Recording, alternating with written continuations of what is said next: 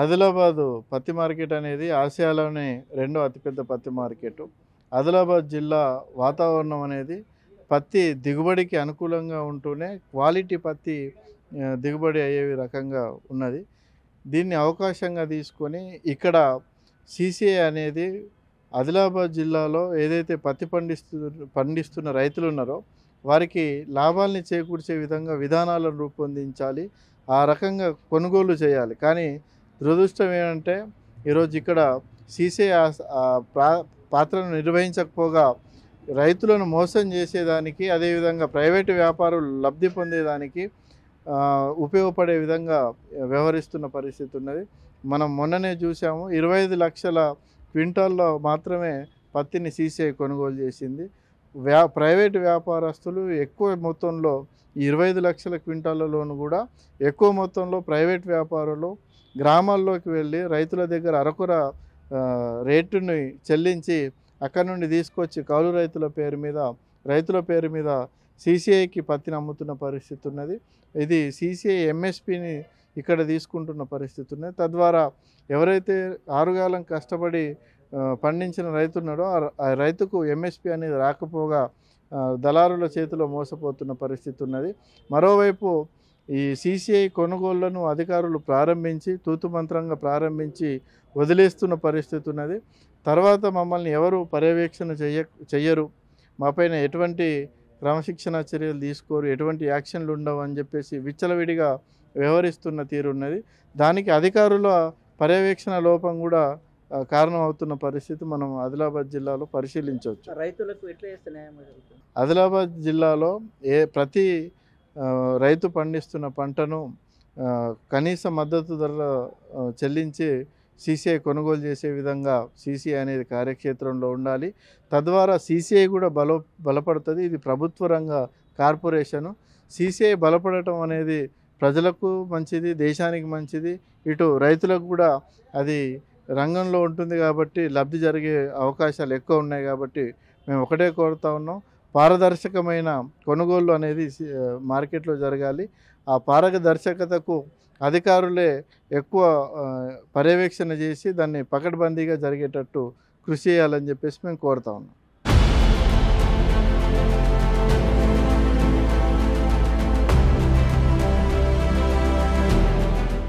ఆదిలాబాదు పత్తి మార్కెట్లో దాదాపుగా ఇప్పుడు ఇంకా 15 నెల రోజులు అయిపోతే పత్తులు కూడా అయిపోతాయి.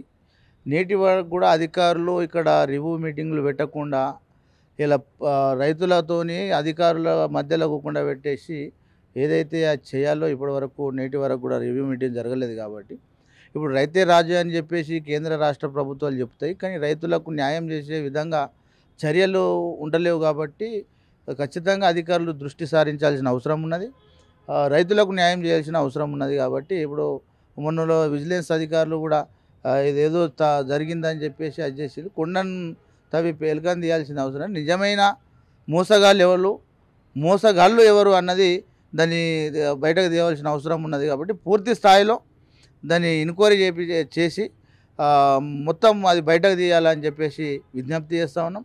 అలాగే రైతులకు న్యాయం చేకూరి ఈ సంవత్సరం అయితే అయిపోయింది, వచ్చే సంవత్సరమైనా ఇది పునరావృతం కాకుండా చూసుకునేటట్టు రైతులకు న్యాయం చేకూర్చే విధంగా చర్యలు తీసుకోవాలని తెలియజేస్తూ ఉన్నాం. ఇప్పుడు ఎవరికో ఇన్ఛార్జ్ ఇచ్చేసి అక్కడ నిజంగా రైతు పండించిన పంట సంవత్సరం పంట ఆదిలాబాద్ జిల్లాలో ఒకటే ఒక పంట ఉంటుంది, అది తెల్ల బంగారం.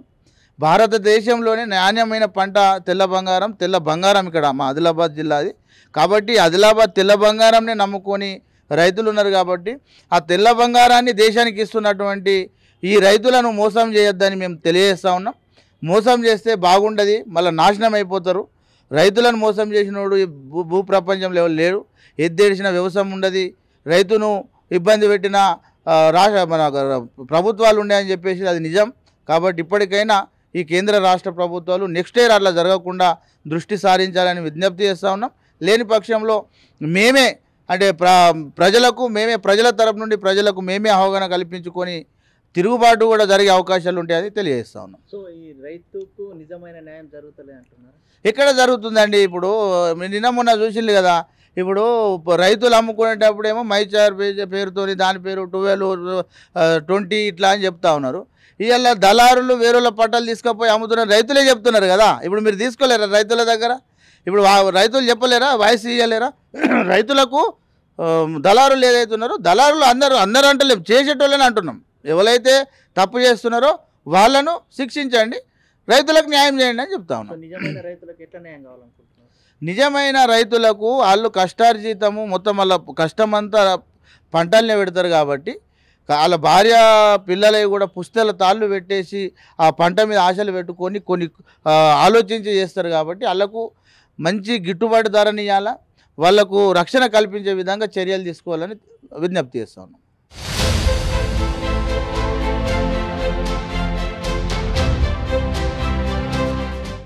ఆదిలాబాద్ జిల్లాలో ప్రధానమైన పంటలలో ప్రతి పంట మొదటిది.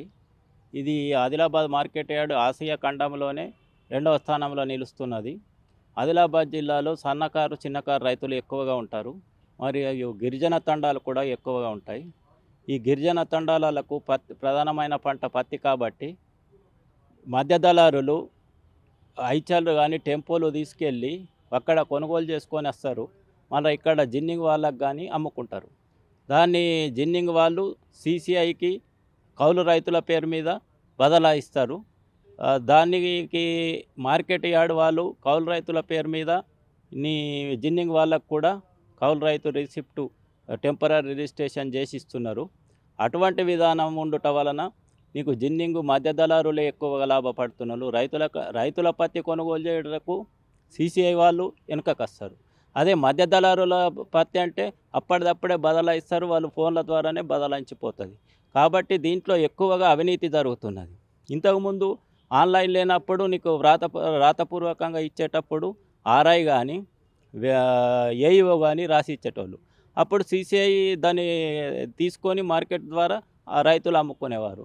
ఇది ఆన్లైన్ విధానము, మార్కెట్ యార్డ్ వాళ్ళే టెంపరీ రిజిస్ట్రేషన్ చేయాలంటే నీకు కేంద్ర ప్రభుత్వ సంస్థ కాబట్టి CCI ఎట్లా చెప్తే అట్లా నడుస్తున్నది. నీకు మార్కెట్ యార్డ్ వాళ్ళు ఇచ్చే విధంగా ఉండద్దు, VRO AEO వాళ్ళ వ్యవస్థనే ఉండాలా. అప్పుడు ప్రధానమైన రైతుకే ఖచ్చితంగా పండించే రైతుకు అటువంటి స్లిప్ ఇస్తారు కాబట్టి దాన్ని తీసుకుపోయి మార్కెట్ యార్డులో సబ్మిట్ చేస్తే పత్తిని కొనుగోలు చేసే విధంగా ఉండాలి. అందరూ పూర్తిగా దళారుల వ్యవస్థని ఎక్కువగా విజృంభిస్తున్నది. కాబట్టి దీన్ని ప్రభుత్వం ఎంతకైనా మాడిఫై చేసే విధానం చేసి ప్రభుత్వం సరి అయిన రైతుకు సరి అయిన గుర్తింపు ఇచ్చే విధంగా చూడాలని మేము ప్రభుత్వాన్ని కోరుతున్నాం. సో అధికారులు ఏమన్నా ఏమంటున్నారు? అధికారుల పైన ఏమన్నా వేటు వేసారా? ఈరోజు ఆదిలాబాద్ మార్కెట్ యార్డ్ సెక్రటరీని ఇచ్చోడ ఏవోని కానీ వారి మీద ఆదిలాబాద్ మార్కెట్ యార్డ్ సెక్రటరీని అయితే సస్పెండ్ చేయడం జరిగింది. ఇచ్చోడ ఏవో మీద ఎంక్వైరీ చేయడం జరిగింది.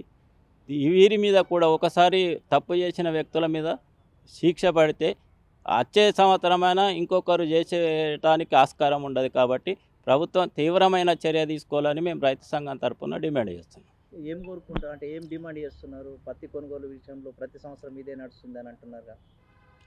అంటే పత్తి MSP వచ్చేసరికి దళారుల వ్యవస్థ విజృంభిస్తుంది. అదే ఓపెన్ మార్కెట్ యార్డులో MSP కంటే ఎక్కువ ఉన్నప్పుడు ఇటువంటి విధానం నడది. MSP వచ్చేసరికి మధ్య దళారులు ఎంటర్ అవుతారు. ఈ CCI అధికారులు కూడా ఆ మధ్య దళారులనే తీసుకొని వాళ్ళకే లాభం చేయడానికి ప్రయత్నిస్తారు. కానీ నీకు 6 కాలం 12 నెలలు కష్టపడి పండించిన రైతులకు ఇది లిఫ్ట్ ఇవ్వడానికి వెనకం చేస్తారు. కాబట్టి దీన్ని పూర్తిగా మాడిఫై చేయాలా. ఇప్పుడు సెంట్రల్ గవర్నమెంట్ కూడా కొత్తది తీసుకొస్తున్నది. రైతు ప్రైవేట్ వ్యాపారస్తు కూడా అమ్మితే కూడా ఆయనకు MSP దక్కకపోతే రిమైనింగ్ బ్యాలెన్స్ అతని అకౌంట్లో చేసే విధానం కూడా తీసుకొస్తున్నారు.